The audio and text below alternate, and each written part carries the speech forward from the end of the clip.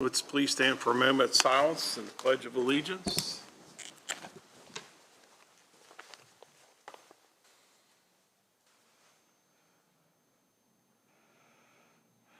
And now the pledge.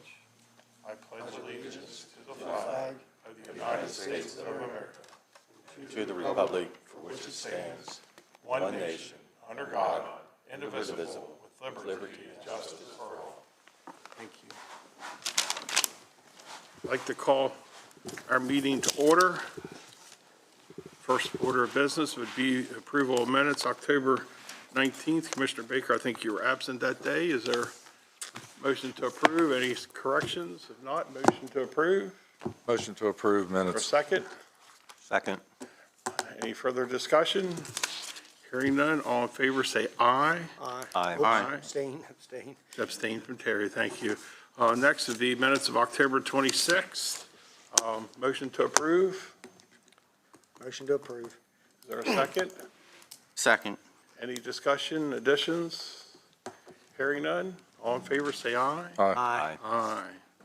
5-0. We'll begin with commissioners' reports, comments. Vice President Baker. Thank you. It's great to be back. I did miss when I say I missed every meeting, obviously I did, but I missed being at the meetings from the bottom of my heart. I love being around the county commissioners. I love being around county staff, and I just love supporting the community and doing the county's business, our citizens' business. I love it, and I really thoroughly enjoy it, and I did miss it. I had a tremendous experience in there. I don't wish that on anybody. The only thing that I could think would be worse are when our military are out fighting for our country and our rights, and they get wounded and so forth. That is way more painful than I went through, but I went through a lot of pain. I had a lot of love shown to me while I was in there. I had a lot of encouragement. I had prayers from every department in our county, citizens people from all over the world had me in their prayer list. It was an incredible experience. Don't wish that on anybody, and it hit me like a ton of bricks. I never, ever in my wildest dreams thought that I would ever get as sick as I did. But through the power of God, the prayers, and wanting to live, I love living, and all of that played a part in my survival. I mean, I was down and out, but I'm very fortunate to be in the position sitting here today, and I'm very thankful to be back. And it was a journey that I would never wish on anybody. So I just want to thank everybody that reached out to me, and even those that just behind the scenes were praying for me. It was incredible. So through all of that, I was able to survive. And the sheriff's department, I got a lot of texts from the sheriff's department, the sheriff, and thank you for those. They meant a lot, and I tried to respond to all of them, but it was tough keeping up. But anyhow, it's great to be back, and I want to thank the county commissioners.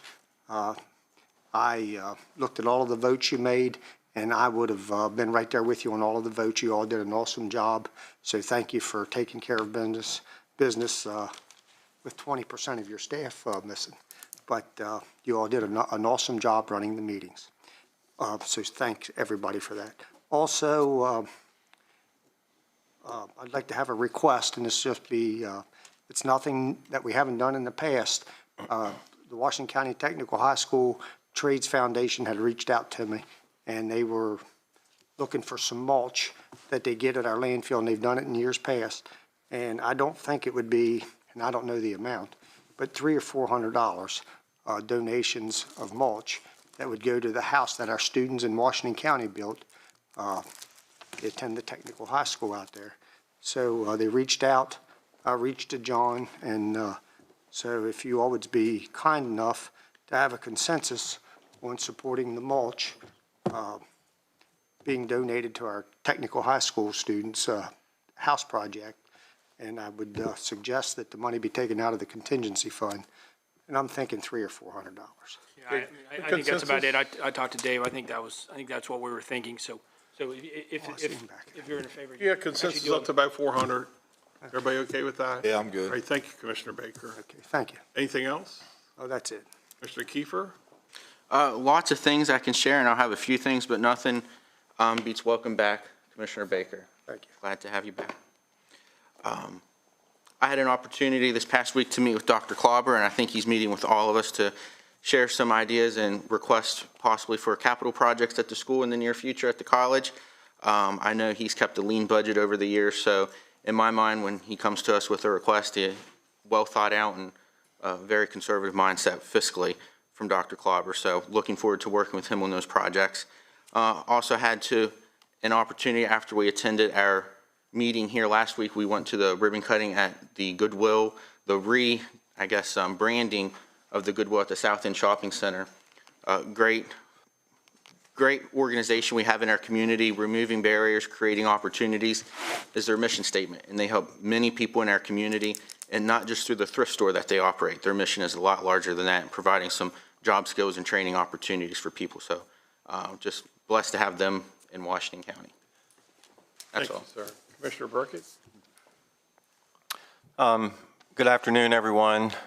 Just want to start with mentioning that this is National Epilepsy Awareness Month, and is meant to educate people on the issues of epilepsy and what to do for someone who is experiencing a seizure. As someone who deals with epilepsy myself, I struggle to educate people on the issue and how the public doesn't know and understand about epilepsy. And a good place to start with educating yourself is epilepsy.com. Since our last meeting, my wife and I visited the Humane Society. We learned a lot about their mission and the many exciting changes they've made since we adopted a pet there some 20 years ago. Even more exciting for them this week and throughout the week is the Humane Society will be holding several events recognizing their 100th anniversary. And also they mentioned that they are looking for volunteers. So if you love working with animals, it would be a nice place to volunteer. I too attended a ribbon cutting last week at Hagerstown Goodwill, and also attended a ribbon cutting at the Hagerstown Community College that was celebrating the grand opening of the David W. Fletcher Incubator and Labs. And in a nutshell, it is a facility meant to mentor business entrepreneurs. Then Tuesday last week, I was able to go to the Boys and Girls Club and met with the executive director, Addie Nardi, who gave me a tour and showed me the condition of the current building, some of which is in such bad shape that they can no longer use parts of that building. And so while visiting, Addie shared with me her plans for a new building on that current site. And I hope we as a county will get behind this project, both in getting the word out and financially. And as this project's going to cost the Boys and Girls Club upwards of $8 million. And then last week I attended a MACO meeting via Zoom just to kind of fill you guys in a little bit. A few things that were discussed was the opioid drug settlement. It's sounding more and more like the state is probably going to keep 15% or keep 75% of that and give the local municipalities 15%. Other things that were discussed was their agenda for the upcoming session. And their 4 initiatives this year are going to be reinvesting in local transportation and infrastructure, protecting local officials against threats and intimidations, reset emergency transportation as a realistic recognition of care, and ensure funding fairness in county roles in election. And that last one is important because the state is mandating the different counties to do certain things when it comes to our elections. And so they're going to push to try to get the state to pick up at least 50% of those costs. On another note, with so many events being canceled due to COVID, I wanted to commend the town of Hancock for moving ahead with their Halloween parade. Wednesday evening, my family and I think President Klein was at that event, and just a really nice time, and I think the people were really... I have this photograph of you waving your arms, man. Yeah, I'm waiting for you to post that. It came all blurred. You couldn't tell who it was. You caught me off guard. And then finally, after our meeting with the city of Hagerstown last Tuesday, I attended a trip Thursday up to the city of Frederick, which was sponsored by the Greater Hagerstown Committee. Jim Kirchhoff provided a great opportunity to see what's happening with different government entities work together. And I wish other city and government officials would have been able to attend that, but it was very positive and enlightening.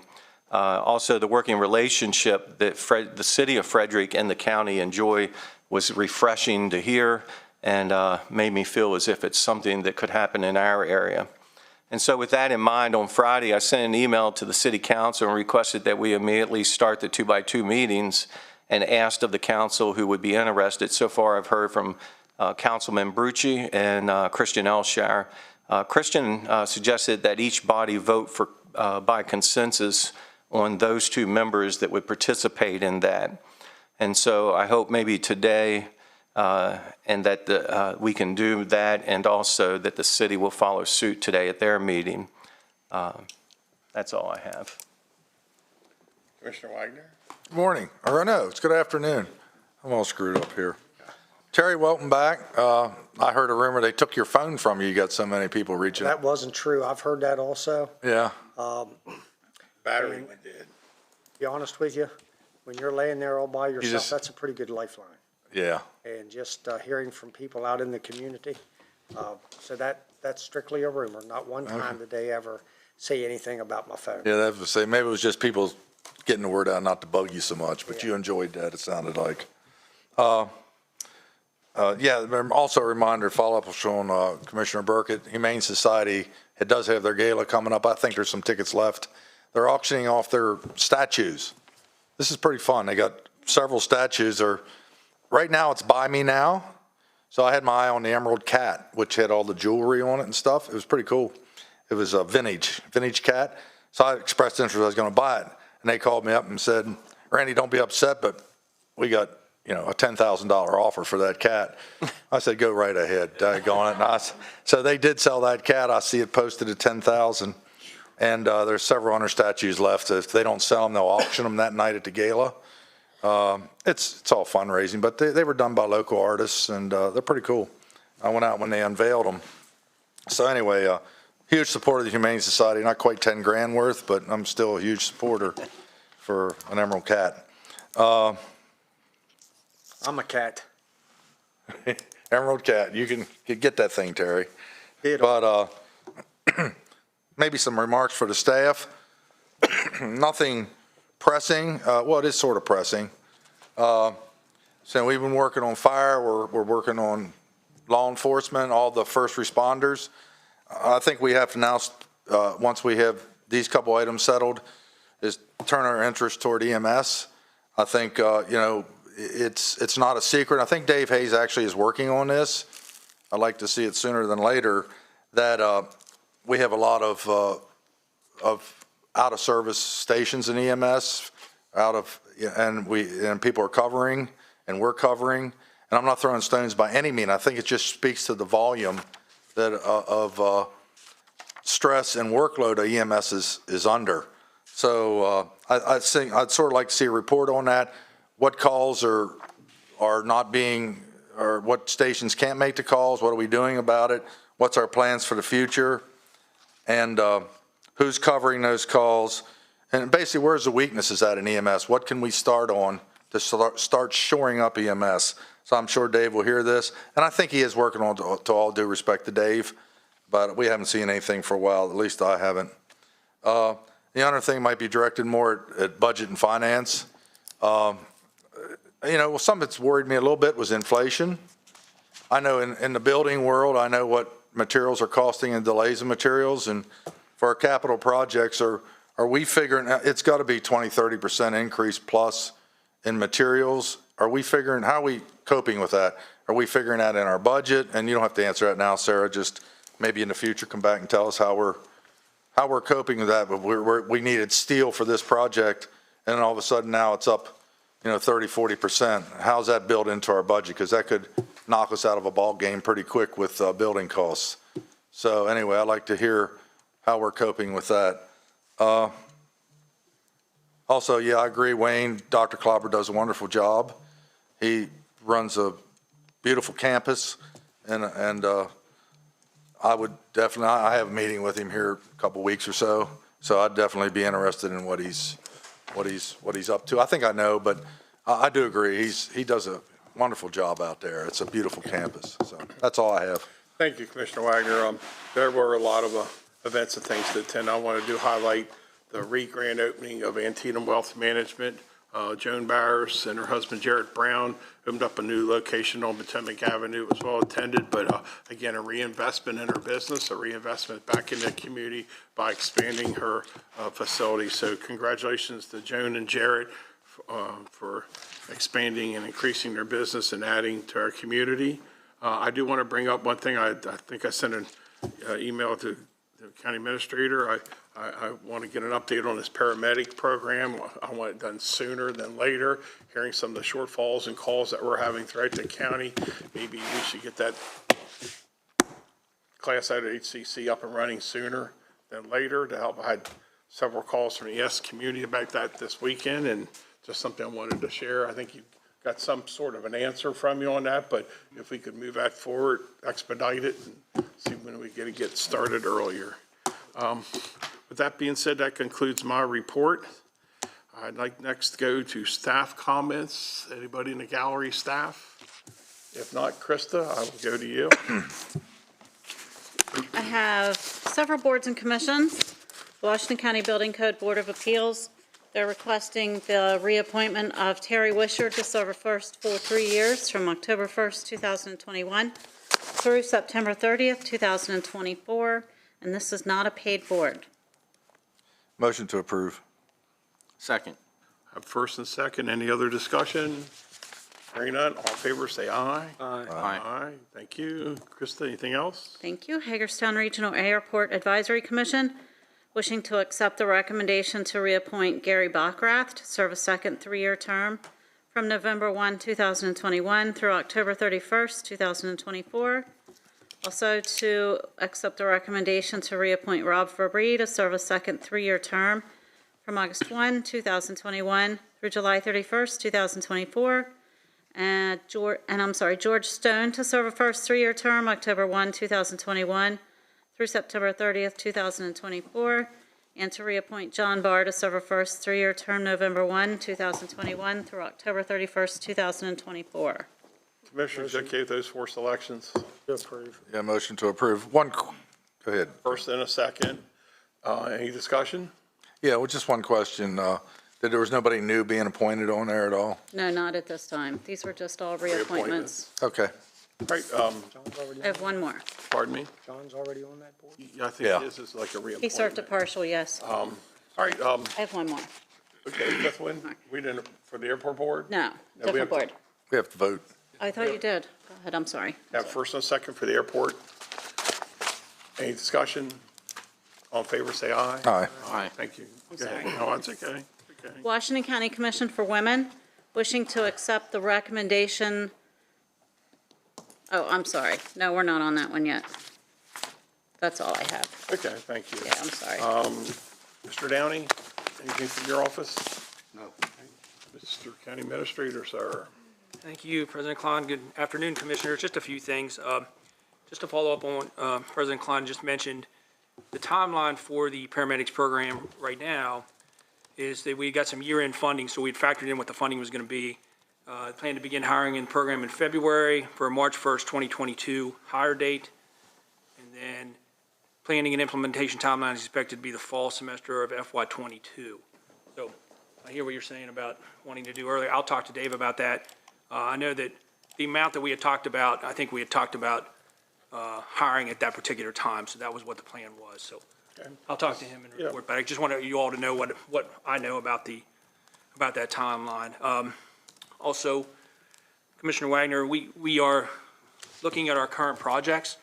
I can think of one in particular that is, we had a significant amount of money set aside for that project, and the estimated cost is going to be significantly higher than that. So we plan to come and talk to you about that, because this is one project that I know of that I think really needs to happen.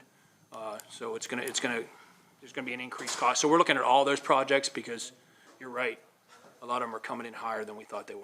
So So we do have other than that one project, there's a bunch more that we might get surprised on? Yeah, I don't know how many there are, but that's the biggest one. And we'll come back and I'll talk to Sarah about, we'd already talked about coming in and talking to you about that. So we'll set a time frame and we'll talk to you about that.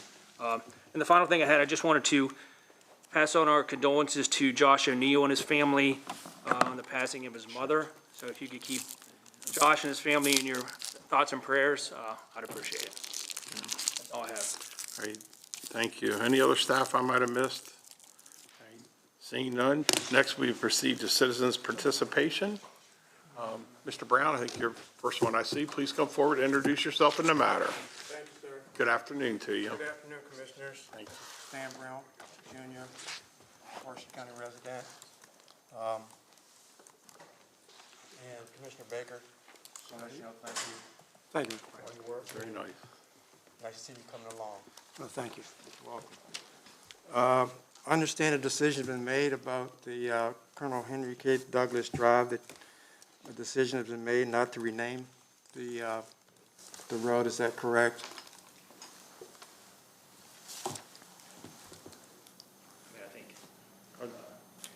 If not, it's just a few things. I'm just looking at Kirk. I don't think anything's changed since the last time you were here, Mr. Brown, I don't believe. That's correct. I mean, there's been no petition filed by any property owner along that road asking for the name to be changed. Okay, I know I have a few minutes, so I just want to make a couple of points for your reconsideration. Just three examples of similar occurrences going on around the country. T.C. Williams High School in Alexandria, Virginia was named after Thomas Chambliss Williams, who was an avowed segregationist, and it was renamed Alexandria High School in April of this year. Right here in state of Maryland, Talbot County, the Talbot Boys statue on the grounds of the Talbot County Courthouse, which was made to honor the county residents who fought for the South during the Civil War, was removed on September 21st of this year. And that was believed to be the only remaining Confederate statue on public grounds in the state of Maryland. And also Robert E. Lee's statue was removed in Richmond, Virginia. Your decision not to rename the Henry K. Douglas Drive would suggest that you want to, in some ways, preserve the values and principles of the Confederacy, in which promoted slavery and the mistreatment of. I'm sorry, would you pull your microphone closer to you? Oh, I'm sorry. Yeah, that's okay. I want to make sure we can hear you. Okay. Your decision to not rename Colonel Henry K. Douglas Drive would suggest to me that you value the principles and values of the Confederacy, which promoted slavery and mistreatment of black people, and that you want to preserve those principles. If that's the message you want to send to the community, I would disagree. In my opinion, that is a racist and biased message that is not consistent with the current climate of racial justice and social reparation going on in our country. Just one last thing. I'm fairly confident, I could be wrong, but when I started the pursuit of this several months ago, the full name, Colonel Henry K. Douglas Drive, was across the road on Route 65. And at some point, I've been there, and it was changed to Colonel H.K., just the abbreviation, H.K. Douglas Drive. Does anyone know anything about that? I'm not aware that any signage has been changed.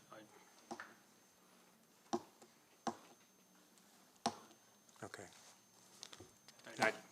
I don't know if it was, but I'm not aware of it. I don't think anybody else is aware of it. Okay. Also noticed that, made a suggestion at one point that the name be changed to another name, and I think the name was suggested Rose Willow Drive. I thought I saw a sign out there that said Rose Willow Drive before you get to Colonel Henry K. Douglas Drive on the right-hand side. Anyone know anything about that? I thought there was a newly erected sign as well. I'm not aware of that either. I mean, there may be other things going on down there, maybe that's signs, but I'm not aware of the sign that you're talking about. Okay. Any other questions or? Thank you, Mr. Brown. Thank you. Appreciate you. Any other citizens' comments? Thank you for your wiping there, thank you. Seeing no other citizens, next on the agenda is Agriculture Faces of Farming presentation.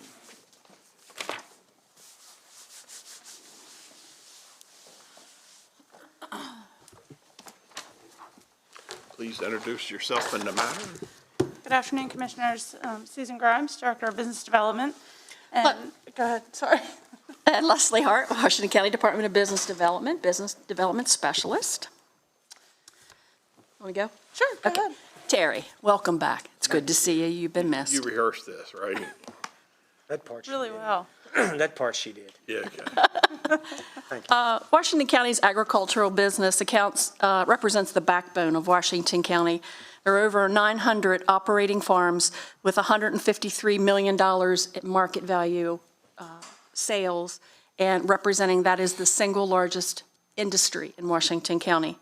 The Faces of Farming campaign, marketing campaign, will be agriculturally focused marketing videos that we will roll out 2 per month for the next 12 months.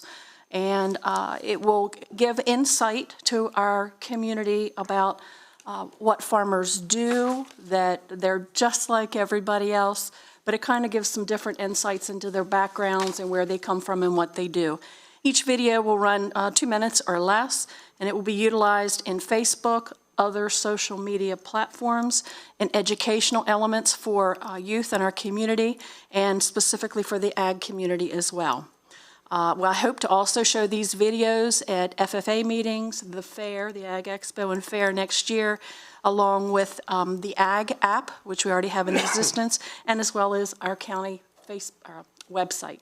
And PR, public relations, will also utilize these as on our Facebook messaging as well. So I guess PR, can we roll that beautiful bean footage?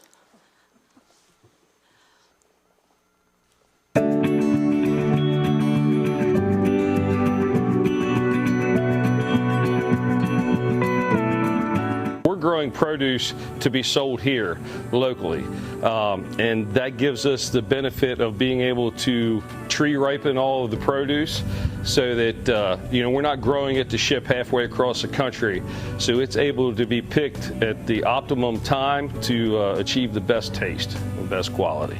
We have easy access for other people to get to us and for us to get to other people. We attend a couple other markets in Howard and Frederick County, and this region makes it very, very accessible for us to get to other people and other people to get to us.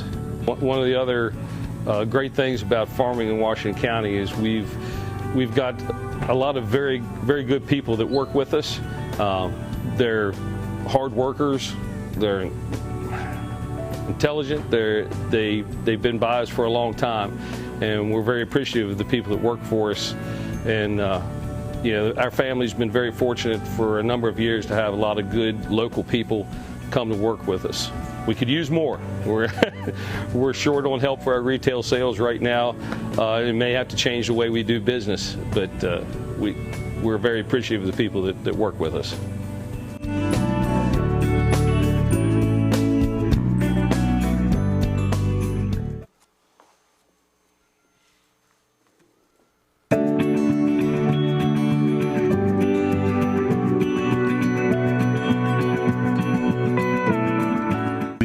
We have people out, we encourage families. Right.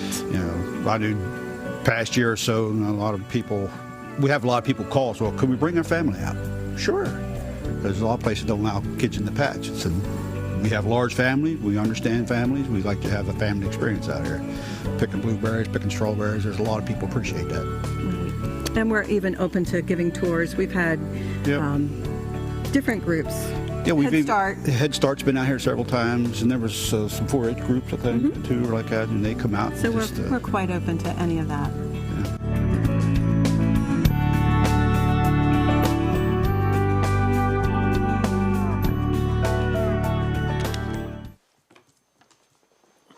thank you, Public Relations, for doing that for us. And I hope you enjoy it. And we're going to roll these out 2 every month. So I will be back on a monthly basis for the next 12 months. Thank you. You're welcome. Thank you very much. You're welcome.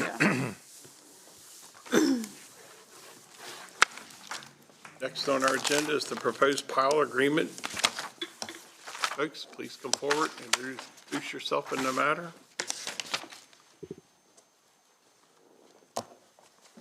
Good afternoon, Commissioners. Zachary Kiefer, 19405 Emerald Square, Suite 2100, Office 202, attorney for the applicant in this matter, SGC Power LLC. Jack Kopis with SGC Power, 330 Deer Path Road, Elk Ridge, Maryland. I'll sort of leave it up and defer to the Commissioners. Obviously, we were here back in September. The matter was postponed at the request of Commissioner Burkett. It's my understanding that he and I had a conversation. I think he's done his due diligence and the research he required. I'm happy to go through the argument again for the benefit of Commissioner Baker, who wasn't with us, and Commissioner, welcome back. Well wishes on your road back to 100%. But we have nothing, excuse me, new for the record. So I'll leave it up to the Commissioners whether you're prepared for a vote, which again, we're requesting that the Commissioners agree to the entry of an agreement for a payment in lieu of taxes. Those are real and personal property taxes. The annual payment would be $6,500 per kilowatt of energy generated on the solar energy generating system. The spreadsheet prepared by Chief Financial Officer is in your packet. Again, like I said, I'll submit to the Commissioners if they want me to provide, or Jack, do you have anything? I'm just going to clarify, it was 6,500 per megawatt, not per kilowatt. Megawatt. I think I messed that up last time too. I'm sorry about that. I would make the motion that we accept this. A motion, is there a second?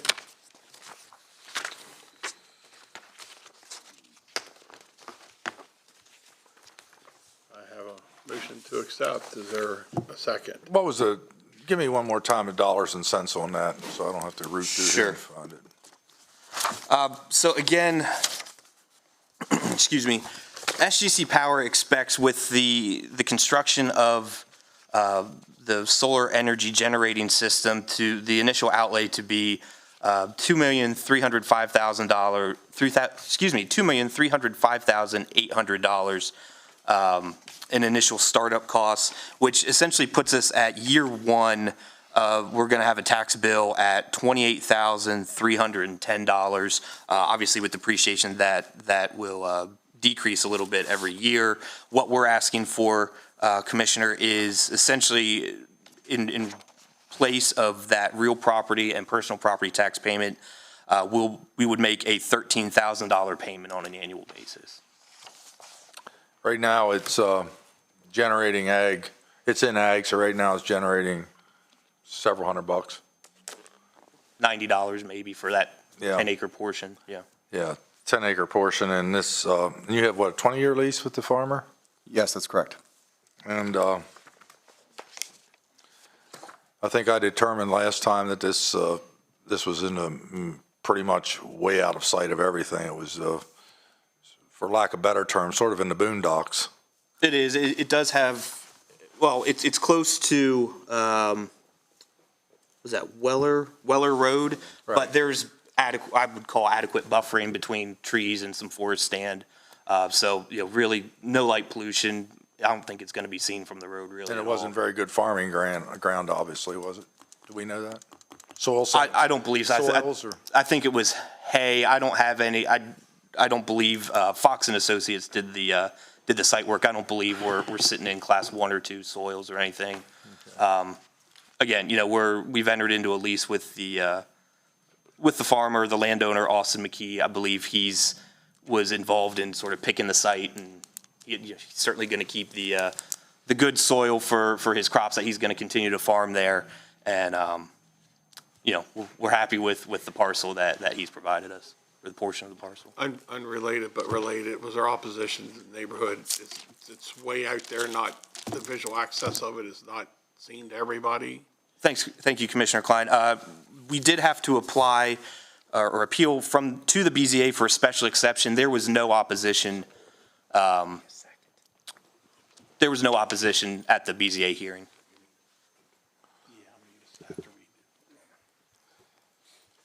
We're in the middle of a first, and then I need a second. We're probably really to carry, so pardon the interruption. Second, To for discussion. Second now for discussion, so please. I've already had my Thank you for discussion out of correction. order here.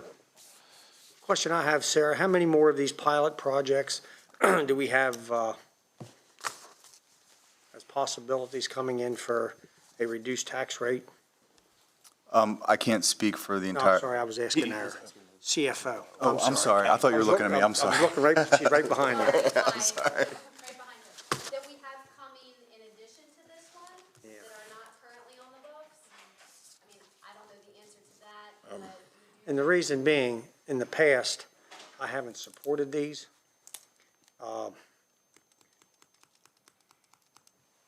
And what I would really like to do is for the commissioners to have a meeting where we do discuss pilots and decide if we want to continue at the same rate that we're currently operating at. I know each one's different. Or do we want to come up with our own formula and tell the people that are going to be moving forward with pilots, this is what you. Yeah, I think that's a good idea. I mean, we're sort of in conflict every time. There's some, maybe I'd have took a vote back if I could. I think I'm basing mine mostly on, a lot on location, size. My decisions will be based on that. So this one here is, I just, we've had some around the area that aren't so good, as far as property values and depreciations of property values. And they give me a little bit of heartburn over that. But this one here, I'll probably go ahead and support because where it's at, and another reason would be a farmer has some land he can make some money off. It's not very productive. And not to mention, we get a little bit more money in the county for sure off of, instead of just ag tax. I hate to see really good soils going, but I don't think this, from the location, I looked on Google Earth, and this farmer's not giving up his best soils, I'm sure of that. So with that being said, I'll probably go ahead and I would support this. Is there any other discussion? Well, the other question I had, you said it's a 20-year lease? That's correct. So that means $13,000 a year for 20 years? That's correct. And then if they want to continue, then it'll be up to the new county commissioners to decide if they want to continue at that rate or increase it. Is that correct? I'd have to ask the I see 30 years CFO. down here. There's a 10-year extension. Okay, That's probably where the 30 years comes from. okay. Any other discussion? Have a first and a second on the floor. All in favor, say aye. Aye. I'll be abstaining from this just due to Thank you for potential the conflict. reminder, Wayne. And just for a little bit of history, if you wanted to call the vote, I have just one more comment. Please do. We already called the vote. Okay. Thank you. I believe the land was used in years past for cattle, just in that area. And I don't think you meant any offense by it, Commissioner Wagner. Please don't refer to my town as living in the boondocks. I think that could be offensive to some. Sort of the roads. That is outside of the town. I grew up in that area. I understand that, but that is sort of outside the town, so. Hey, I grew up being called a river rat. 4-0, one abstention. Thank you very All much. about your classmates, though, not your county commissioner. Thank you, Commissioner. A lot of river rats. And then if there's any future discussion about taxes and you wanted a developer's opinion that's local to Maryland, I'm more than happy to come and meet with you guys if you deem necessary. Thank you. All right, thank you, gentlemen. Thanks for wiping there. Next on the agenda, update on premium pay. This item is the following up on some of the questions that the commissioners had about premium pay relating to firefighters. So I think Sarah and Dave are going to give you a history of how we came to where we came to, and then obviously they have some numbers for you as to. Good morning, Commissioners. Sarah Greaves, Chief Financial Officer. And David Hayes, Director of Emergency Services. And as announced, our information here today is around the premium pay for the volunteer corporation employees and some of the Division of Emergency Services staff that also work there. If you remember back on August 31st, we did a presentation to the board that they might consider affording premium pay for work during COVID-19 in much the same capacity as the board did for county employees. In that was the volunteer corporation employees specific to firefighters and EMS workers. Some companies, one in particular with the volunteer corporations, had provided a premium pay, as well as the city of Hagerstown. In that original presentation, our intent was to try to provide information to the board that would likely provide some dollars and cents to each employee in consideration of the work. So in that presentation, we had proposed that there be a cap, meaning the maximum amount that any one employee could get would be for full-time $5,500, regardless of how many employers they had in Washington County. And that was in consideration to services to the citizens of Washington County. And then a part-time employee, regardless of the employers, would receive a maximum of $4,125. That original proposal came in when we were able to verify the information with the volunteer corporations at $593,541.53.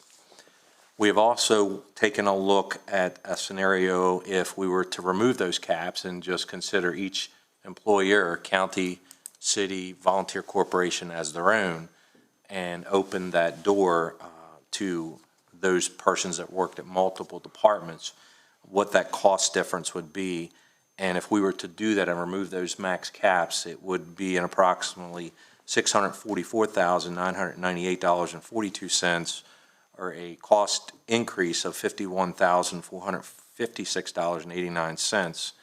I think it's two things to understand in this is, one, that it will create a scenario where there definitely will be employees that will receive collectively over $10,000 worth of premium pay for work to Washington County citizens, which I'm not opposed to. I just want to make sure for transparency the commissioners understand that. And then if you take that, the mean premium pay distribution under that secondary proposal across 217 employees would be about $4,503.45. So I'll allow Sarah, John, or Director Etchison to add any conversation to that. I don't have anything to add. Do you, John? No, I don't think so. Again, I know this question came up and some commissioners had some questions. So we just wanted to go through the process about how we got here and what the commissioners previously approved.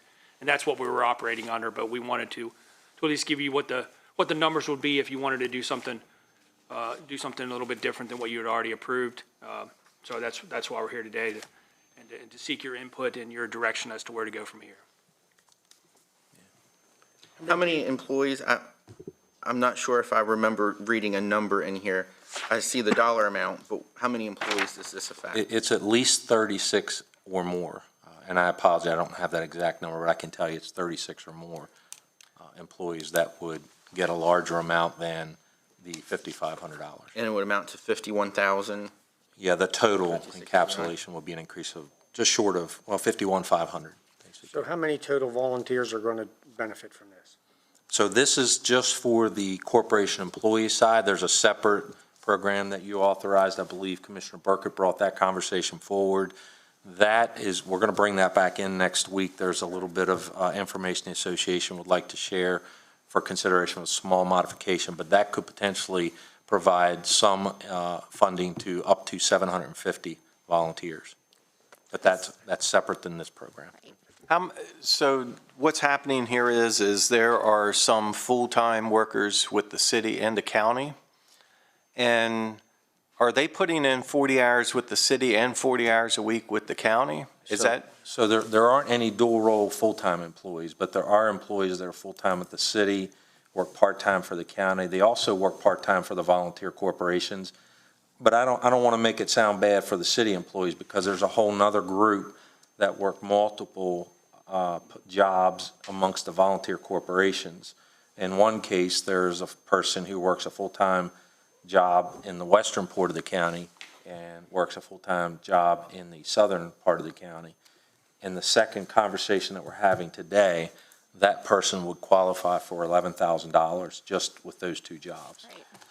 So in the previous, the way we presented in the beginning, which was our understanding that we wanted to provide something but didn't want this to be a huge explosive payout, we capped it regardless of how many employees you had. If you were providing service to Washington County citizens, regardless of who the payer was, if it came out of ARPA funds, we capped full-time classifications at $5,500 and part-time a max of $4,125. I think the thing that caught my eye that is, it says under this payment formula, there are a number of staff, last sentence, who would receive in excess of $10,000. What's that number? You just said one, but you said numbers, so. Yeah, there is probably, I would tell you there's probably 10 to 20 that are going to receive Over $10,000. Yeah, probably upwards of 12,000 in some cases. Now, is that $10,000 isn't all Washington County share of the COVID relief money? Is that part of that, the city of Hagerstown? It would be a derivative between the county. In some cases, it could all be county money. Like that scenario I just gave to you, the 2 full-time employments, that's all your money. The city of Hagerstown is paid a $5,000 bonus, and then there are some people that likely could get a $4,100 bonus and then a part of another bonus for working in another corporation. And again, I'm not trying to call any section of employees out. I'm just making it. I think some things have been added to this, and that's fine. If those are issues we need to address, that's fine.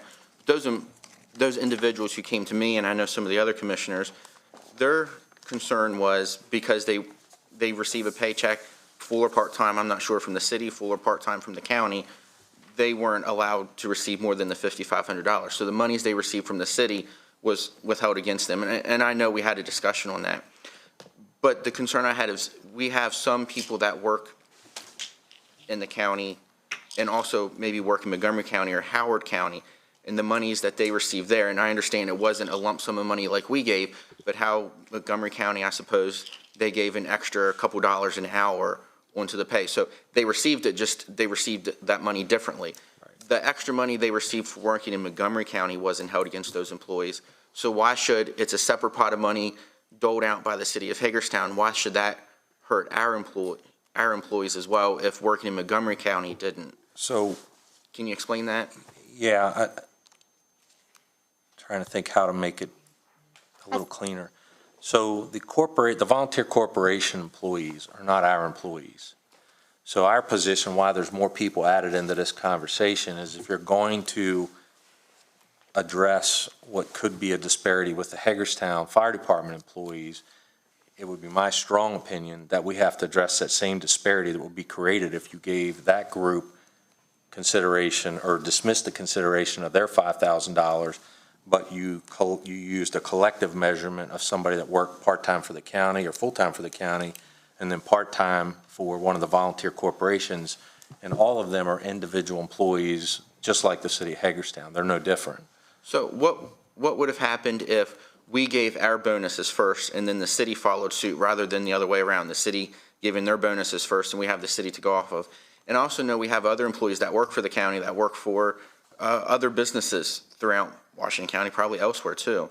You know, we're not keeping tabs of how much money, if they received a bonus during COVID or, you know. Which is why we brought the second. We need to be careful about that. No, and that's why we brought the second conversation back. If we're going to not address a maximum, which is okay. I mean, I'm not saying that's not okay. It would be my opinion that we have to apply that. We should apply that same analogy to all workers, which would be the volunteer corporation employees, and each of those employers, each of those stations would be their own employer, which they are. Those folks work independently for the volunteer corporations. I just don't want us to address one concern, which is likely a valid concern, but create a whole nother group of people that have similar concerns. So when I bring you that $51,500 conversation, I believe it represents, if we're going to try to address the city of Hagerstown employees, it would be my opinion that it best addresses all employees in the public safety sector that we're going to provide some type of premium pay to. And your cost of $51,000 does that? Yes. Still not clarified on this. So you just said county money, not city money, not private employer money. There's maybe 20 plus of county money that's going to get in excess of 10,000. Is that correct? Yeah, and don't quote me on the 20. I should have had that okay, number, let's say but I it's didn't count it. 15. Let's say I have a little bit of a problem with, how would I explain to the honor citizens who work through COVID that I just gave somebody in the county $10,000 or $11,000? I mean, that's my problem I'm struggling with here. I don't know how we work something out that. But we didn't fund all of that money. Our max is still $5,500, correct? In some cases, we could, because we're looking at the entities as separate entities, just like or that's what this proposal is, I suppose. So, if we're going to look at the city of Hagerstown like a separate entity, then what Director Hayes is saying is that we should look at all of the corporations as separate entities. And so if you had an employee that worked part-time at this entity and then part-time at this entity, or full-time at this one and full-time at that one, we would view them as separate entities, and county ARPA funding would go to this entity for that individual who you worked there, and then this entity to the same individual who worked over here, but they would go to separate corporations. So in some cases, it could occur that it would be more than $5,500 of county funds.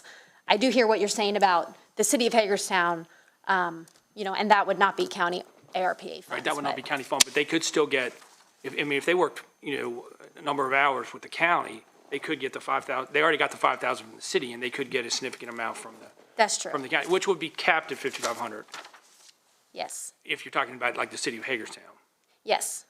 Yes. Some may work for 3 different entities or 4 different entities and get which could part-time raise for it this up. one, full-time for that one, so on and so forth. So the amounts could be higher than 5,500. I think that's where Dave was trying to talk about. If we're going to look at them separately, he can foresee there being another issue if we don't address it now with this conversation related to the payment for those City of Hagerstown employees. That is correct, and that's why, so when we first started talking about this, we were talking about just the city of Hagerstown, but when you asked us to go back and look at that, we all met and we looked at it, and Dave brought that up, and, we didn't want to address one issue and then come back, so we wanted to bring it all to you at one time. Wayne, give me an example of what you're talking about, just an example, no names or anything, just.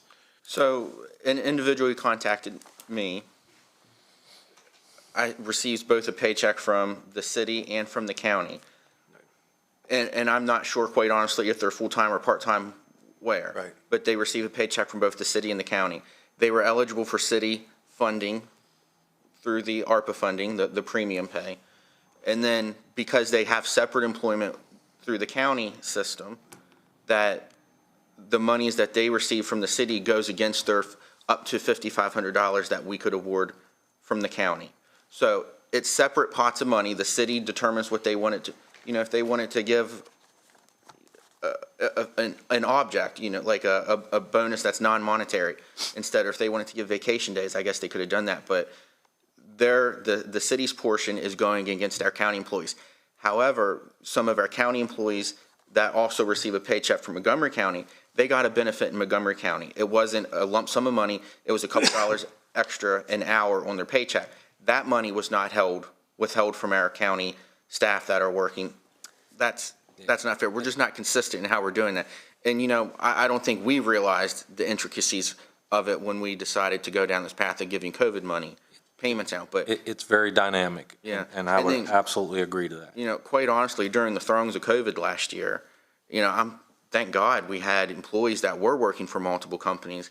And I know that was an issue that those companies had different, we kind of faced it too. Different companies were, requiring masks at different times or not following it, those policies that the county would as a whole. And I know there was concerns even from the city's fire chief of maybe not letting his full-time workers work part-time in our county firehouses, and that would have disrupted, or EMS workers too, not just fire. Absolutely. And that would have disrupted a lot of things for our community. So, I think. So I definitely. For part-time, and what's the definition for full-time? 2,000, well, in the field staff, it's 2,496 hours. So If it's an office person, then it's 2,080. And I would just like to say, I think the original idea behind the premise of the $5,500 cap was for work performed in Washington County. Right. And I think that's where, I understand your point, Commissioner Kiefer, that's why we're here today with this additional proposal, because we understand your point, we wanted to bring it back. But I think, just so everybody understands how we got here, I think that was the original idea from a staff level of service performed in Washington County. So we weren't taking into consideration. There was a question asked, and I've got that information. How many employees are over 10,000? And that's 11. But the other important number, I didn't realize this was this big, the number of employees that are over 9,000 are 25. So you're looking at 35 That's employees. county money? No, that will just be collective, what they got for premium pay. Right. So Could be city or But county. now, what I would say is none of that includes Montgomery County. That is premium pay provided by dollars from Washington County. That includes Hagerstown. It does, because it came from ARPA money, for work performed to the citizens of Washington County. The bonus in Montgomery County was not given to those firefighters and paramedics for work done in Washington County. It was done for work done in Montgomery County. And that was the position we took in the beginning, again, trying to not create these big balloon payments. And I'm not saying I'm against it. We were just trying to best answer what I know has been even a delicate subject for those that have to make those tough decisions. So that's all. But again, if you take those caps away, the important part is it's about $51,500 difference. What do you see as the next level that's going to happen by taking that away? What's next? Who's next? I don't, honestly, I truly don't see anything from the first responder community. I'm not saying I'm right. But I think if you, and I'm just going to put it out there, if you address the City of Hagerstown employees alone, then I think that's when you're going to have the fire rescue community and the 8 volunteer stations and the volunteer fire and rescue companies saying that's not fair. They're going to use the Montgomery County analogy because they're all independent employers. We're not their employer either. We do provide subsidy money, but currently we've chosen, that they're not county employees. So that's, and I think Sarah and John and Larry would agree, I was pretty adamant that we have to, if we're going to make this change, my position here for you, working for you and being your advisor, would be address them all the same so that there isn't inconsistencies. I don't know what this, I know I've heard it, you've heard it. There are a lot of people that are upset because they didn't get any money. There are groups lobbying you for $1 that didn't get $1. And my concern would be is if somebody gets $10,000, regardless of who the payer is, from Washington County funding, which is ARPA funding, whether it's a city or county, it's still federal dollars, is what does a citizen say? That's just being honest and open. And that's as open as that can be. What is it you want us to do? There's no recommended motion? Do you want to bring this back? I think we're prepared to execute either one of these two options, and I would ask you to make a decision today so that we can move this off. I spent an enormous amount of time on this, and I know you spoke earlier about the EMS issues, and I need to get back to. It's not going to go over the 51,000. So this is, so I'm going to preface that. It's 51,456.89 with the information I have reported today from the volunteer companies. This is their information that I've just completed. So do we say that today's it? Do we draw that line in the sand again and say, it's not going to change after this, you've looked at it, and you've decided this is the... If we can establish a process as, by which to move forward today, I think that's what staff would be looking forward to. And I think the 51,000 is very close to what it would be. There may be one or two things. I mean, that's the best number we have based on the information. It's an estimate, but I think the policy or the Saying we're procedure. 50,000 off. So if it's more than 51,000, I don't want you coming back. That's right. We don't want to come back. We want you to approve the way and method for which we should move forward. If it becomes 60,000, you don't have to come in. I don't want to come back. Is there support for the 51,000 motion? The other question I it. had, told me the full-time hours, what's the cutoff on part-time hours? So the total, and I might have to lead back to Larry on this, the total value, if you worked all of your shifts, this was a county formula we utilized, was $4,125. And I believe, I don't know if you know that answer, Larry, is it about 1,600 hours? The answer is that it's about 75%, Commissioner, we were going with 30 hours because the ACA says a part-time worker goes up to 29. So it just cut off 75%. That's why the part-time top is 75% of the full-time top, and that's what we used throughout the county when we were doing the ARPA pay originally, sir. So if someone was working 10 hours, say 5 hours a week part-time, and I don't know if there's anyone out there like that or not. Well, there's a few that, there was a small cutoff, it was under 10%, nobody got anything, but if it was 10% above and then that part-time, it would be prorated, it would be a very small amount, probably 25% or even as low as 10% of that total amount, So sir. their amount would be prorated. Yes, sir. Yeah, the lowest, And that was throughout the county and throughout all the payments, sir. That's correct. Larry, we had a couple employees who got a couple $100s. Correct. Thousands, right? yeah, That is correct. $412.50 was the lowest. You could have gotten on the part-time side, that is correct. Gross, that would have been $400 and some dollars, sir. Right, On the full-time side, it would have been $550, sir, gross, correct.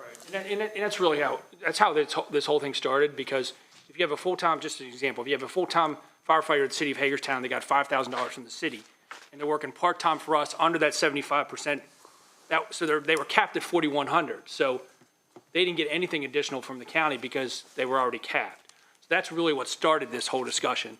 And then it worked into, when we started looking for other issues, that's the other issues that came up. And I think what's kind of confusing to people is that $10,000 number. That $10,000 number isn't the county's number necessarily. We are at 5,500. It just so happens somebody else is paying them another 5,500. There are employees here that full 10,000, 11,000 will be the county's dollar.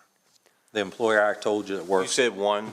Well, there's more than one, but I can't give you that number specifically. But only in an instance where that employee works for two separate corporations. Right, and. Yes, that is correct. Or more. And the county. Yes. Actually, they don't have to work for the county. I make a motion that we approve this. I need a motion read, what it says, so we're accurate, Mr. Burkett, that's all. I would say to approve the process, to include. What's presented. Yeah, and just remove the caps of 5,500 and 4,125 when they have collective employers. First, if they're just our employee, period, the max they're going to get is $5,500 from us. I make the motion that we approve as presented. As stated, up to 51,000. It's 51, so I want to make sure. 51,456.89. Yes. Krista, you understand that? Okay, is there a second? Second.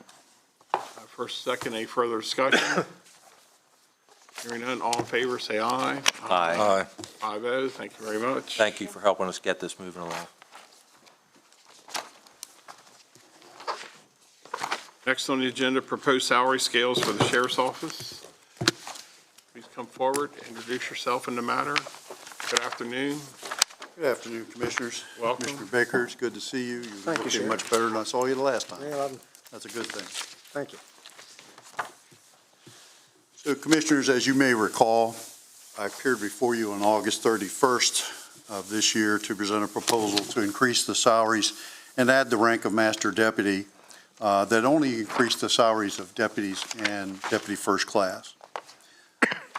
This Master Deputy rank gave the personnel the opportunity to increase their salaries even more by testing, doing a written examination to become a Master Deputy. My concern at that time was for the hiring and retention of those personnel who are on the front lines. At that time, I also raised the issue of the compression of the salary scale by just approving that portion of it, and you had given me the opportunity to go back and look at the total salary proposals so that we did not compress the entire salary scale. And you indicated that you would like to have a response within 60 days. We're just a little bit outside that window, but we're here before you today. So the Sheriff's Office command staff has worked diligently to address the salary scale in its entirety and to address individual disparities. I'm not saying that we caught all of the individual disparities, but we are working with individuals even today to look at what we have put them on the salary scale for today. And there were some mistakes. Honestly, I made some typing mistakes as well, so we will address those within the next week to 10 days.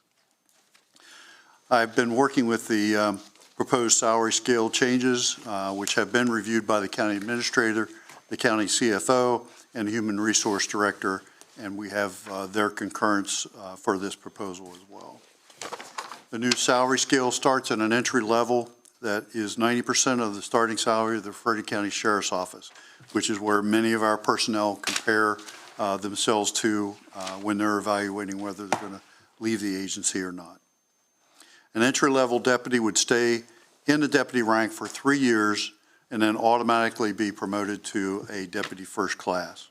Currently, if as an entry-level deputy, they would stay in that rank for 5 years and or pass a written exam before they were promoted to deputy first class. A lateral, which is an experienced police officer from another agency in Maryland that is hired by the Sheriff's Office, would start at the step 3 of a deputy and will automatically go to the rank of deputy first class after 1 year. Currently, it's 2 years they would be in that rank. Once an individual is in the rank of deputy first class for a period of 18 months, they would be eligible to take a written examination to be promoted to master deputy. If they are successful, that would be an additional 7.5% increase in salary. A master deputy would then be eligible to be promoted to any open corporal position after being a master deputy for 18 months. Obviously, in the beginning of this, since we don't currently have master deputies, we would waive that process for the first 18 months until we actually had master deputies in that rank for 18 months. When a deputy or deputy first class is promoted, they would move up 1 grade and back 2 steps, which would equate to a 7.5% increase in salary.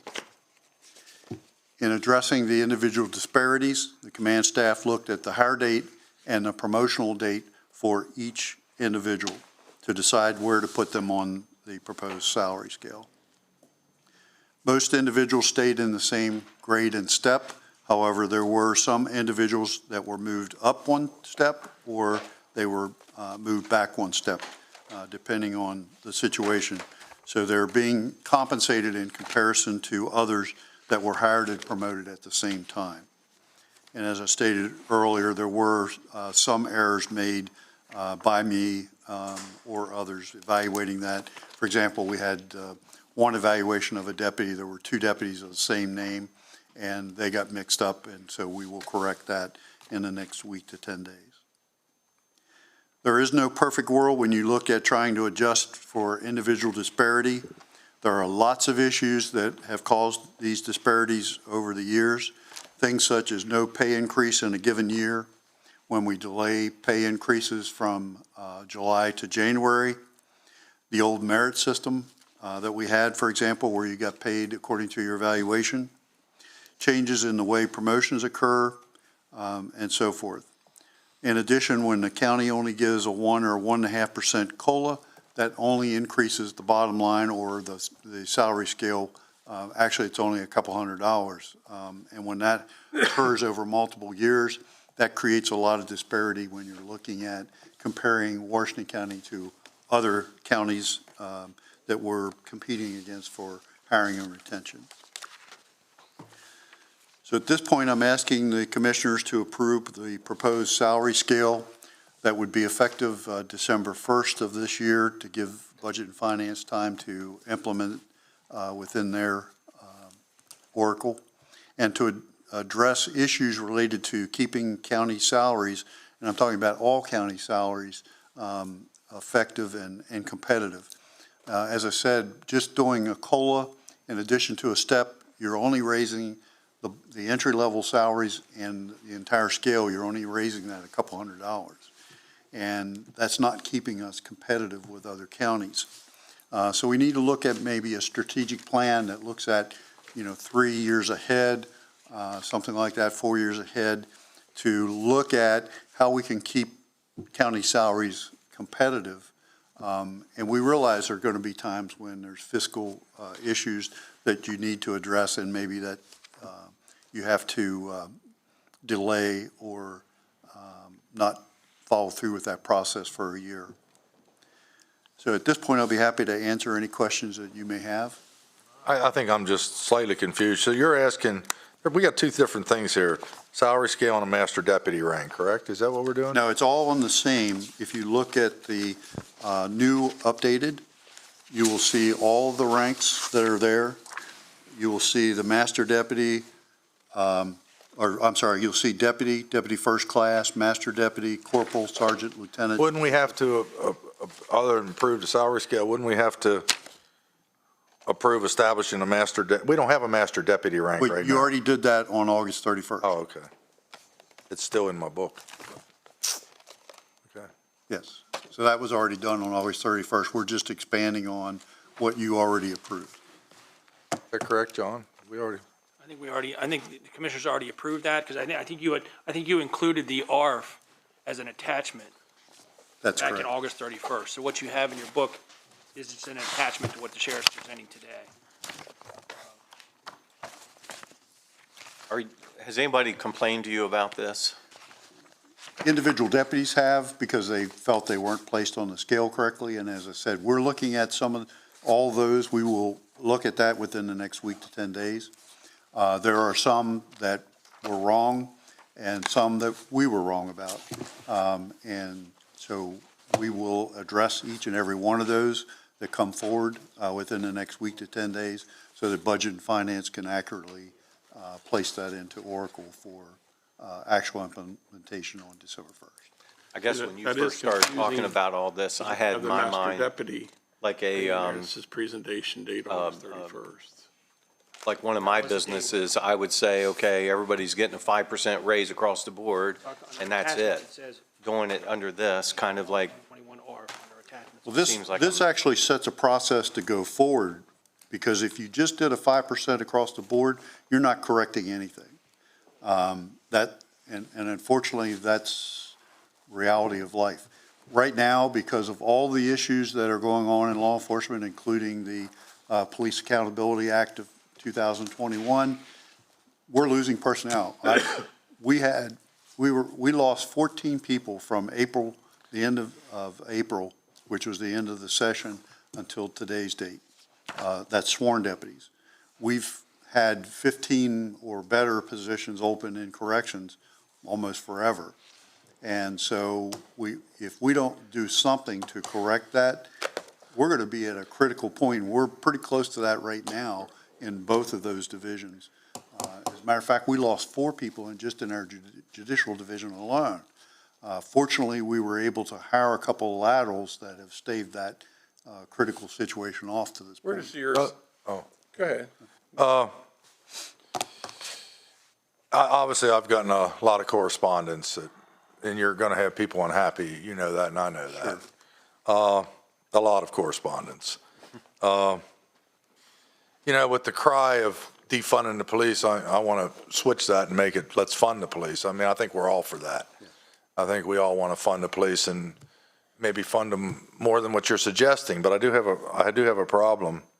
And then with the Uniform Bill of Rights, that's everybody's in jeopardy now. It's law enforcement. That's correct. I do have an issue a little bit, and maybe someone can explain this to me, is, I've had 15, 16-year deputies calling me or emailing me saying, I'm getting $1,600. Now, you never, I live by the rule, you don't begrudge people what they're getting, but if I was a deputy with 15, 16 years and getting $1,600 raise, and I look up the ladder, now they're making more money by being there 15, 16 years. I get that. But if I'm looking up the ladder and seeing a deputy making, another law enforcement officer making $6,000 extra a year, and I'm making $1,500, $1,600, and I'm the guy, I know that with rank comes responsibility, and I wanted to make sure the rank got rewarded too. But if I'm the guy out in the street with the street smarts to keep everybody out of trouble and really risk patrolling the streets, way it's especially, I guess explain that to me, how that happens. Well, what you don't understand and what they don't understand currently is that $1,500 or whatever they're going to get now does not count for them testing to be a master deputy, because at that point they would get an additional 7.5%. That's what most people, including a lot of them that have complained, don't understand.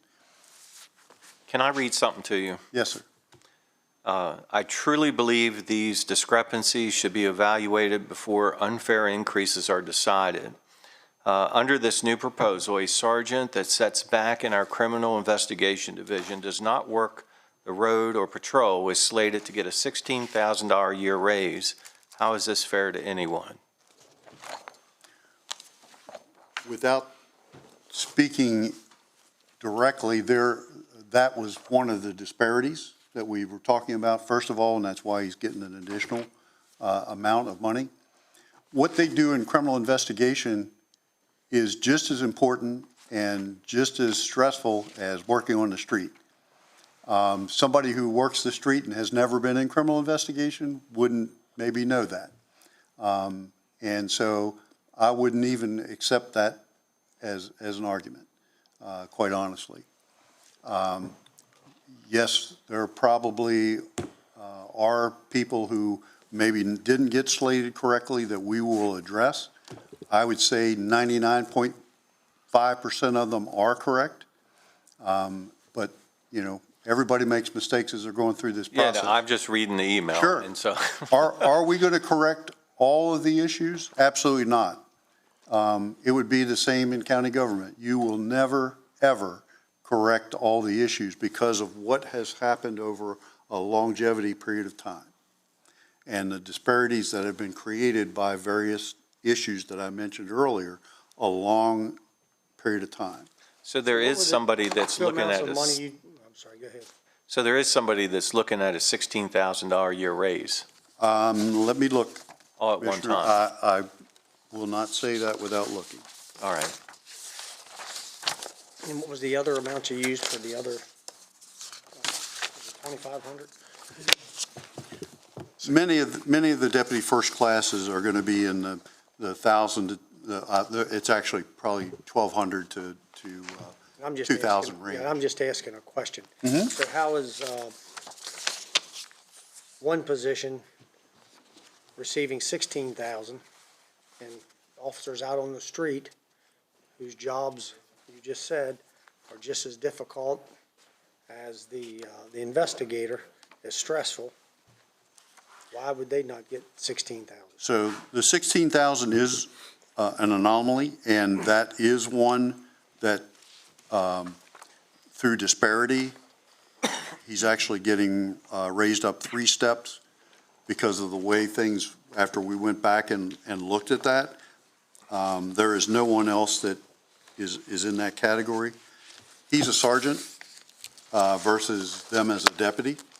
And so, you know, as you move up in ranks, the percentage is going to be higher. And as I said, you know, those deputies that are saying they're only going to get a certain amount have the ability to test and get an additional 7.5% raise on top of this, of what they're getting. They can't all, I mean, you only need so many master deputies, or can everybody be a master deputy? If they all pass the examination, they could all be a master deputy, but I don't anticipate everybody's going to make it. Sheriff, can I ask you a question? Yes. The master deputy rank, I've had a question lodged at me about that. We in Washington County would require a test for the master deputy rank, but other jurisdictions may not. And I have no idea, just asking. Can you address that? Well, that's because they don't necessarily have the 3 ranks within a deputy. They have, I'll use trooper in some cases, and trooper first class. They are not used as supervisors. In our case, because on a shift level, we have 1 lieutenant and 2 sergeants. If there isn't a sergeant on the street, that master deputy is going to be the supervisor on the street. And quite honestly, sometimes now the DFC is, the DFC rank is an automatic rank currently for the most part. And so, you know, if you're going to create a supervisory rank, you want to make sure that those personnel are properly knowledged and have the ability to actually supervise. And if I can come back to the question that Commissioner Burkett asked regarding the one employee getting a possible $16,000, was it $12,000 pay? $16,000. Okay, I see another one in here, $12,000. the role of criminal investigations versus deputy. I've been on ride-alongs. Your office helped to arrange those ride-alongs, and boy, is that an eye-opening experience. You know, I had to be dropped off at a dollar store on one call because it was that dangerous. I couldn't proceed on to that particular call. Sure. We don't allow citizens Really to do respect, you know, what's being done. I hear that we're having trouble attracting new deputies or keeping our current deputies. Maybe they're leaving for other professions. Some are leaving for roles in other counties, the same role in just another jurisdiction. Can you speak a little bit about what I hear time and again is our turnover or our recruitment efforts are precarious for deputies. But some of the deputies that have reached out to me don't feel like maybe they're being compensated enough compared to some other positions that don't have that same high turnover. That, you know, every job, I'm sure, for the sheriff's department has a degree of risk to it, but maybe some have more risk, some carry out more risk than others. Well, first of all, Commissioner, most of the personnel that are in criminal investigations are deputy. They're not a supervisor rank. The difference is that they get called out at all times of day and night. They're on an on-call basis, don't get compensated for that. Typically, they are on a scene and doing an investigation. They may be 24 hours doing that, as opposed to a deputy who's working the shift. They may work some overtime after the shift, but usually it's no more than about an hour or two, unless the shift is short and they may work 4 hours. So there's a lot of give and take. Are they both stressful? Absolutely both stressful. Are they different in how they function? Absolutely they're different. But I don't raise one to be higher than the other. What about where we're seeing turnover in the department? We're seeing it in all divisions, quite honestly. Sergeant, lieutenants. I lost a 13-year veteran who was a sergeant. We lost a lot of training and a lot of supervision with him. We had another one who was 12 years who left. So it's not just the deputy that's leaving, although that's been the primary, but we've lost others as well. One more question.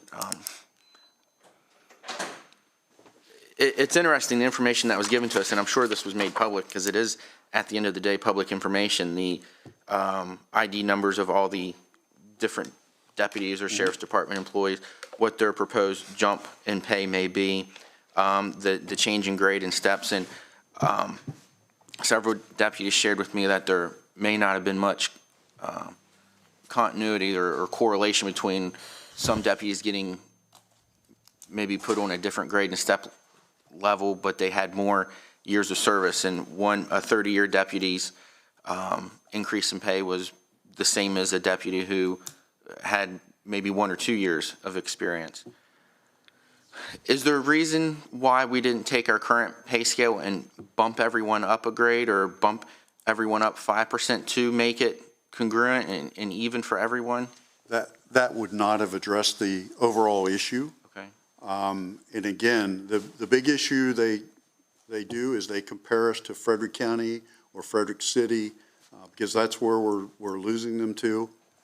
You know, I've heard the proposal, it should be by years of service. And let me give an example of why I oppose that. Because if you and I were hired at the exact same time, and I became a sergeant 5 years before you, and then you became sergeant, the expectation is that you would make the exact same amount of money as I make, even though I've been a sergeant for 5 years. That doesn't hold true to me. You know, if I've done all the issues and I've done the things that are necessary to be promoted before you, then I should be making a higher salary than you, in my opinion. And so that doesn't fly, in my opinion. Okay. Sheriff, the main issue I have is our whole goal here is to build our force and retain our force. Yes. That's the whole goal. And I don't think no disrespect meant whatsoever, but I don't see how we do that if I'm a deputy and I'm getting $1,400 a year? Again, they would be taking a test. As soon as this is approved, we would be coming up with a test. They would take a test for master deputy. And if they pass that written examination, which is primarily going to be on policies and procedures, which they should already know anyway, then they're going to get an additional 7.5% on top of what they are getting under this proposal. But 7.5% of their whole salary, is that what, or That's correct. So they would move up one grade and back 2 steps. So I have a question. When taking the master deputy exam, how often do you offer it? Can they take it whenever they want to take it? No, we said because to be consistent, we would do it January 15th and July 15th. So if they qualify within that time period, then they would take the examination during that time period. And when they're So they have to qualify to take the master deputy exam? well, only by time. Gotcha. So then, can they take it multiple times? Sure, So absolutely. it's not one and out? No. And then the other question I have, many of these positions, once you take the master deputy exam, you move up there, and then you can obviously go up the ladder, but there has to be a vacancy somewhere at some point in time. Yes, that's Because correct. you only have so many people for those positions. That's correct. So really, the only opportunity for many of them is to take the exam and be promoted to a master deputy. That's correct. And we also have a lot of people who choose not to do that when we have promotional processes, just because they don't want to be promoted. And that occurs now. Here's my thoughts. I'm not ready personally to vote on this today with so much confusion, so many discrepancies. I'd like to bring this back for another discussion, and between now and then, those particular incidents where deputies think they're not being treated fair with years of service, I think that could be addressed, but that's where I'm at right now. This is a complicated issue for me to decide today. I'd like to have commissioners, if they want to bring it back after we reach out. I think we need to reach out to the FOP and other, the force to try to explain this a little bit better before I decide to vote on it. And you said you're going to be addressing everything in the next 7 to 10 days. That's correct. So you could get Well, it only, back. we were trying to do that so that it could be implemented December 1st. Why couldn't it still be implemented December Well, 1st? Because you're not, unless you approve it today. Well, I'm not ready to approve it It takes today. time for Budget and Finance to actually enter this into Oracle. Well, I'd be willing to make this retroactive to July 1st of this year to make sure we're telling those deputies that we're behind them. So that would be one of the things I'd like for staff to see what the cost would be to make anything we pass in the future to be retroactive to July 1st. And I'm not opposed to that. No, and that's, we get the numbers to see that. But I'd like to bring this back next week or shortly thereafter for more consideration. And I like some of these discrepancies or confusion on the master deputy pay, the testing, the 7.5%, any of these. I've had many phone calls too, and this years of service seems to be a sticking factor. And we need to get that straightened out with your force to make sure we have them behind us, because that's the whole goal. The whole goal of this is to make sure the ones that are here, that we support them. I think everyone said with what's in the news and the media and the lack of rights being, Bill of Rights taken from, we need to show your men and women that we're behind them. We also want to be able to recruit.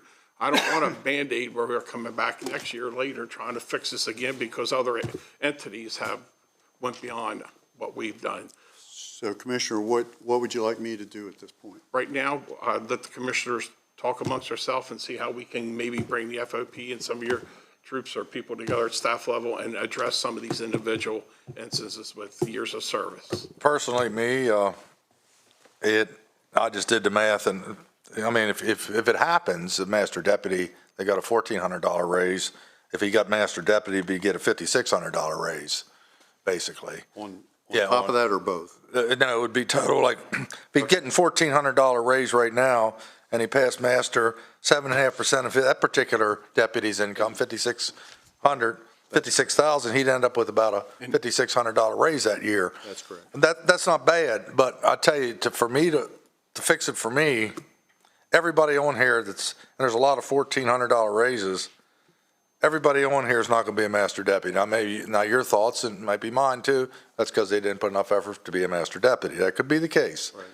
I think the only thing that would really fix it for me was try to get those smaller, I don't know how we do it without, that's people smarter than me figured out.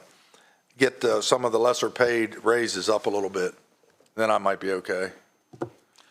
Well, the only problem with that, and, you know, we'd have to address that issue, then you're compressing again. And that's, There's got to be a way to get these deputies been on the street for 16 years, get more than $1,400. I understand master deputy, that's not a bad plan, I sort of like it, but. so they're higher on the scale of a deputy first class, so they're going to get more than the $5,600 if that would be the case then, because they're higher on the DFC rank. So a 7.5% Well, raise. if a deputy's making 5,600, he's going to get another 4,200 if he makes master deputy. 56,000, he's going to get another 4,200. I like Commissioner Klein's idea of whatever we do, making it retroactive, so I hope those deputies know that by us asking a little bit more time doesn't shut the door of them That's getting right. the money over these next few weeks. I'd like to make sure what we do is acceptable to as many people as possible. We get it right because we fought hard to get here to this day. I don't want to wait months down the road, or who knows how much longer it would take to finish addressing these concerns. And I'm certainly okay with that. The only issue I would tell you that we have currently is because of those things that we passed in September, we delayed implementing because it would have required budget and finance to do one thing and then come back and do another within a short period of time. So like hiring right now, for example, there's so much confusion on what the salary actually is by hiring, and budget and finance hasn't been able to actually implement that on their end. And so we're getting a lot of questions regarding that as well. So I just point that out because time is not on our side with that. All right, is there consensus to bring it back? Yeah, I want to, yeah. Thank you, Sheriff, appreciate I it. mean, you know, staff will look into all those issues, and we'll work with the sheriff on that. And we'll look at the retroactive issue. I mean, obviously, you're proposing new scales, so those scales weren't in place, so we'd have to go back and I want, see how to do that. if possible, more money for the guy that's been there. It's not, you're only getting 40, and I want retroactive. Sounds like that's consensus. And how many were on your committee to put all this together? All of the command staff was Just give me a on that committee. Probably 6 to 8. Okay, When you say retroactive, you're talking about the scale? That's what you're talking about? when we start this July 1st for everyone, Oh, July 2021, whatever we start. Which July 1st you talking about? Pardon me? July 1st, 2021 or July? Yes, 2021, make it retroactive. That's our sign of support for them. All right? I think what you're hearing in some cases, not enough money. Okay, we will look at that. I'm not sure how we do that without compression, but we'll take a look at it and see. We'll work on that too. All right, thank you very much.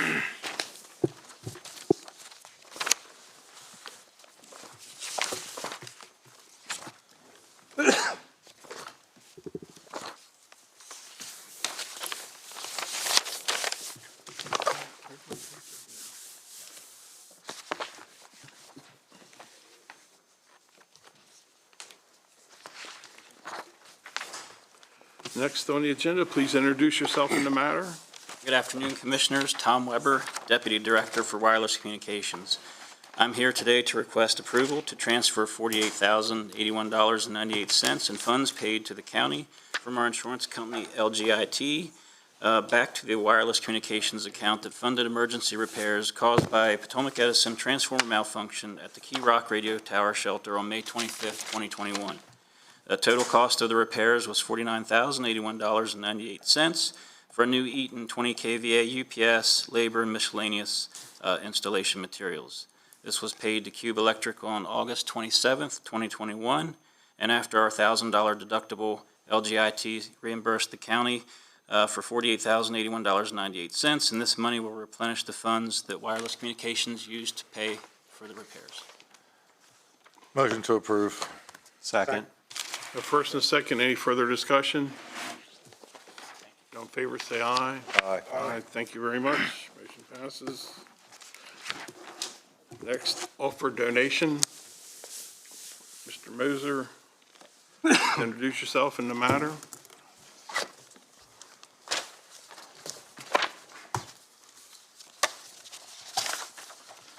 Good afternoon, Commissioners. Todd Moser, Real Property Administrator. Joining me is Andrew Eshelman, Director of Division of Public Works. This is for an offer of donation. Move to approve the donation of property located at 24701 Oak Avenue in Cascade and approve an ordinance approving said donation and to authorize the execution of the necessary documentation to finalize the acquisition.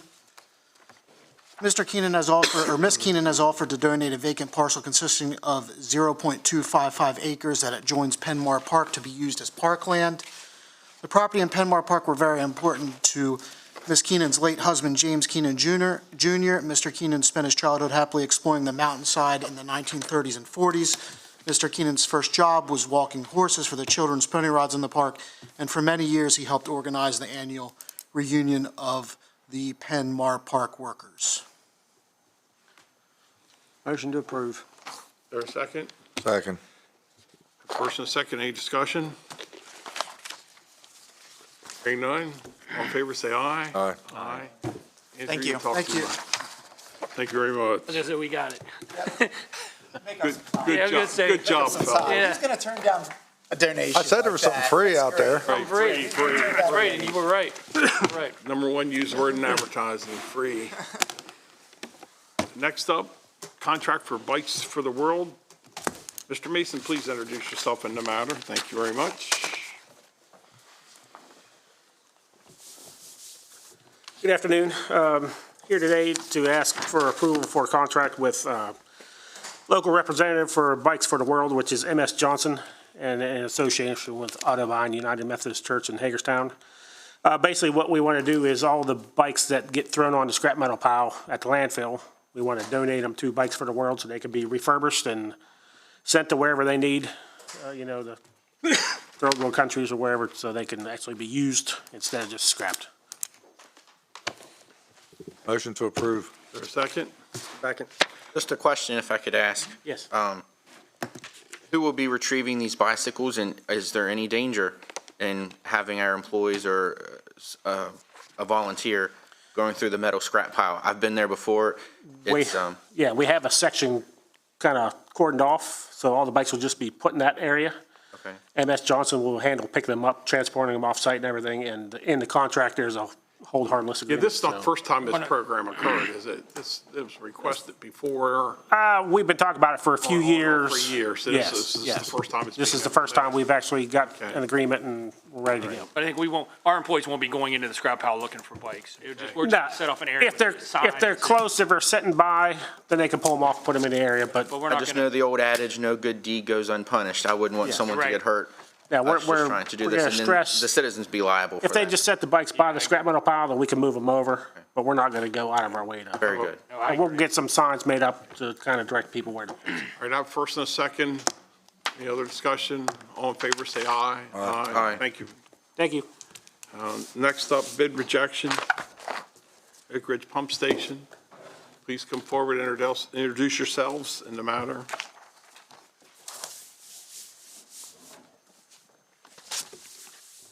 Good afternoon, Commissioners. Brandy Nagelbauer in the Purchasing Department. Mark Bradshaw, Director of Environmental Management. The first recommendation I have for you this afternoon is the bid rejection for PUR 1485, the Oak Ridge Pump Station upgrade. We move to reject the bid received by Johnson Construction Company out of Dover, Pennsylvania, without prejudice for the Oak Ridge Pump Station upgrade due to some misinterpretations they had when they submitted their bid. Once this bid was posted and the vendor did see the results, they went back and looked at their bid and realized that they misinterpreted some parts of the scope of work and realized they couldn't do the job for the amount of money that they submitted. So they have requested to rescind their bid. So we're asking to rescind their bid today so we can move on with the approval. Commissioners, thoughts, comments? Motion? Are you rebidding this? No, we'll just go to the next low. Okay, but That they're met the not going scope to have of a work. chance to redo their bid? Motion to rescind. I'm curious, second for discussion. What's the difference in price that we will now have to pay? I'm sorry, I don't remember. Johnson's bid was $1,460,793. Next low bid is $1,782,950. However, they were going to change their bid. It was going to raise their bid if they redid it based on their misinterpretation. So they may not have been the low. Good thing it wasn't an auction. He'd been stuck with that bid, and we're letting him off the hook, basically. Okay, motion to reject. You got. Second. Any other questions? All in favor to reject, say aye. Aye. Thank you very much. The Next, the bid next award, Oak Ridge Pump Station. Welcome back. Sorry. Randy Nagelbauer in the Purchasing Department. Mark Bradshaw. The next one is the bid award for PUR 1485, the Oak Ridge Pump Station. Move to award the contract for the Oak Ridge Pump Station to the responsive bidder, PSI Pumping Solutions of York Springs, Pennsylvania, who submitted the total lump sum bid of $1,782,950 for items number 1, plus the contingent items C1 through C4. We are also asking for the budget transfer that was requested for $200,000 from CIP LIN 040 to LIN 034. The project includes, but doesn't limit to, the clearing, the grubbing, excavation, backfill, service restoration, electrical work, install of pumps, install of generators with a concrete slab, install of a temporary wet well, install of aeration diffusers, a communicator manhole with frame and cover, bypass connection, pumping system, secure structural modification, select demolition, and all other items described in the contract documents. The project should be substantially completed within 180 calendar days after the notice to proceed. We did advertise this on August 18th, 2021. We listed it on the county's website, the local newspaper, and the e-Maryland Marketplace Advantage site. 46 companies downloaded the document. We got 7 bids back, and one of them was just rejected. And funds are available in the CIP that we're asking to transfer the money to. Motion to approve. Motion to approve. Is there a second? Second. Any further discussion? All in favor, say aye. Aye. Opposed? Thank you very much. Next up, legislative items. I believe that's Mr. Downey. Good afternoon, Commissioners.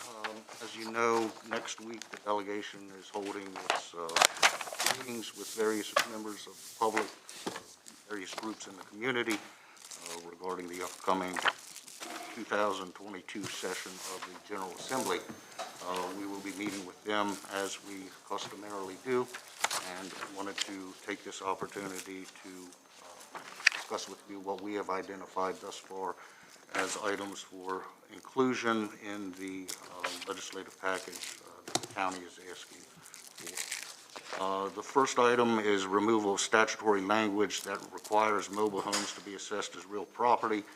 As you know, there was a change, and while attempting to implement that, we found it to be, the state found it to be unworkable, and the county found it to be ill-advised. So we would like to remove that language and keep the taxing of mobile homes in the same manner as it has been occurring. Second item is I thought we came up with an amount. we did. We amended the mobile home ordinance and enacted a new one with a lower amount. This is the enabling legislation that required the Department of Assessment and Taxations to go out and assess each of the mobile homes as real property. When they were doing that, they had difficulties with it, and the residents also indicated that they had no interest in having their mobile homes assessed and taxed as real property. Does this have to do with that issue a couple people raised about being double taxed, that the owner was already paying tax on the land and now they're being taxed on it? Yes. Okay. Well, they'll be happy. They keep the lower amount.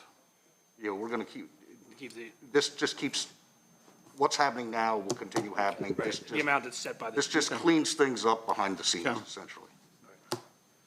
Second item, it used to be that you had to get a zoning certification prior to the issuance of a business license.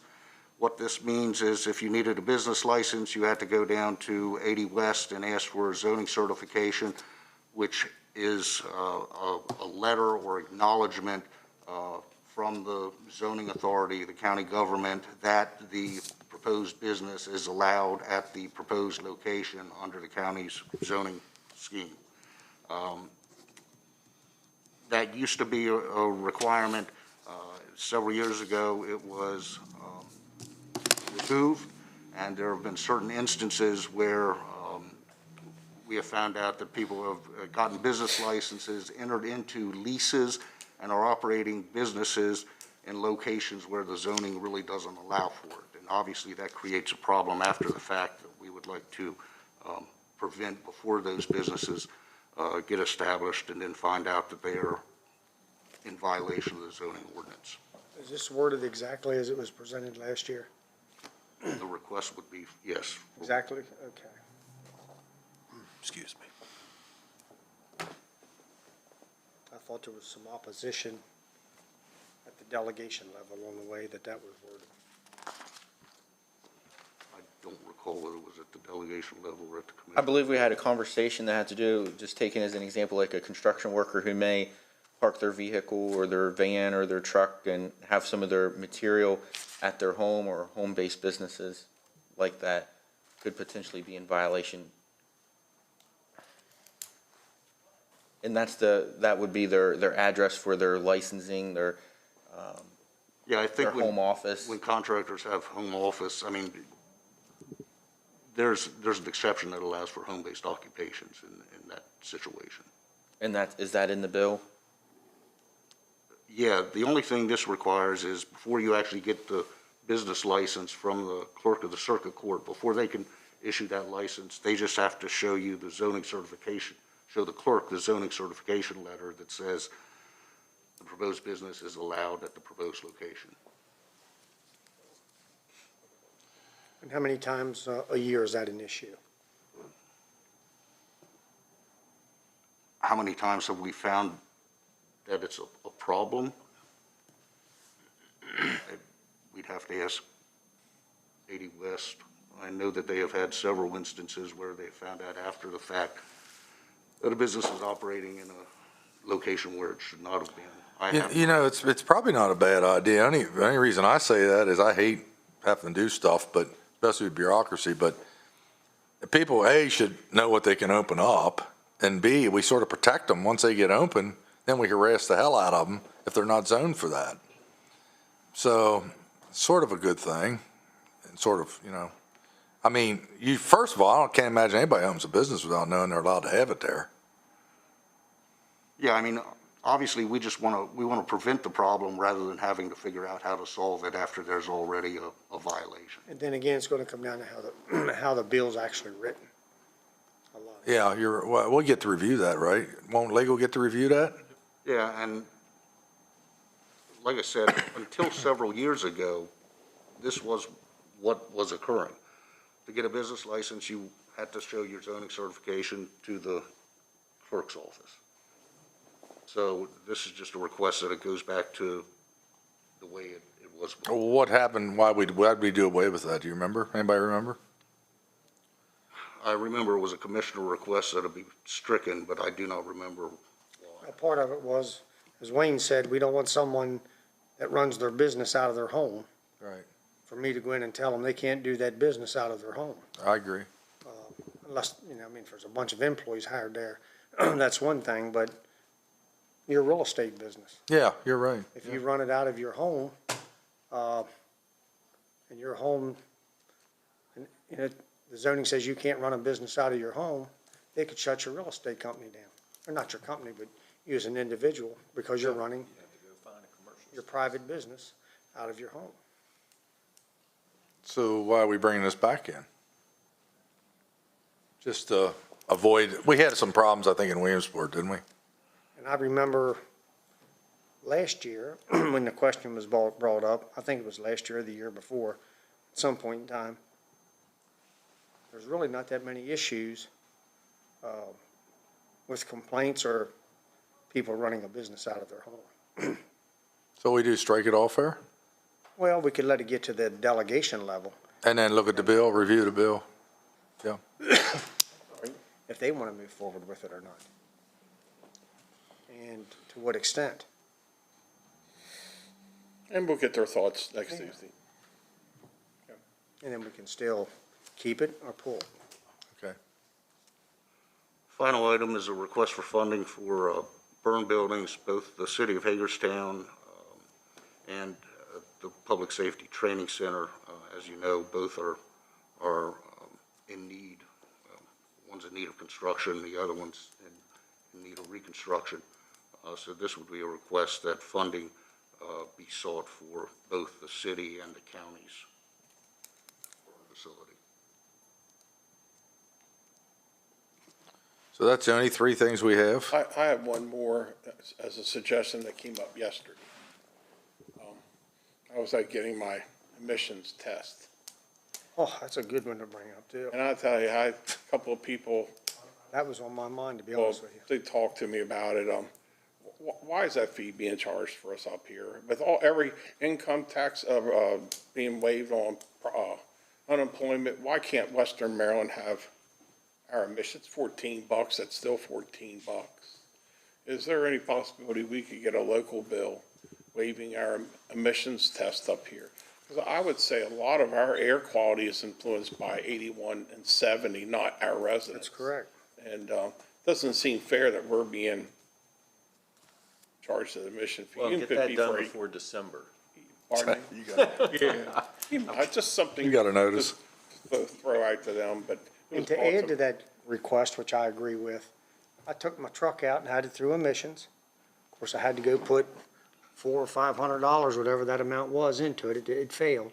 So I went out and I did all of that. So then when I went back the second time, it passed. And the guy says, well, it passed, but it didn't pass. I said, well, it either passed emissions or it didn't. He said, the emissions part passed, but the light on your check engine light doesn't work. Oh, they didn't. And I said, sir, that has nothing to do with emissions.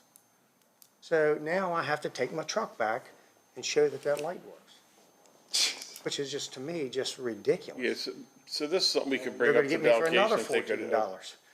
craft something that could help us here in Washington. My understanding is that Garrett and Allegheny County are exempt from the That's emissions. right, and that's. So I would like to find out precisely why those two counties were carved out. Maybe there's some on the eastern shore as well. We're paying the price for two interstates, our citizens, especially the repair part. All right, that's. Yeah, that's a good fourth one. And we should get checked for emissions, not everything else.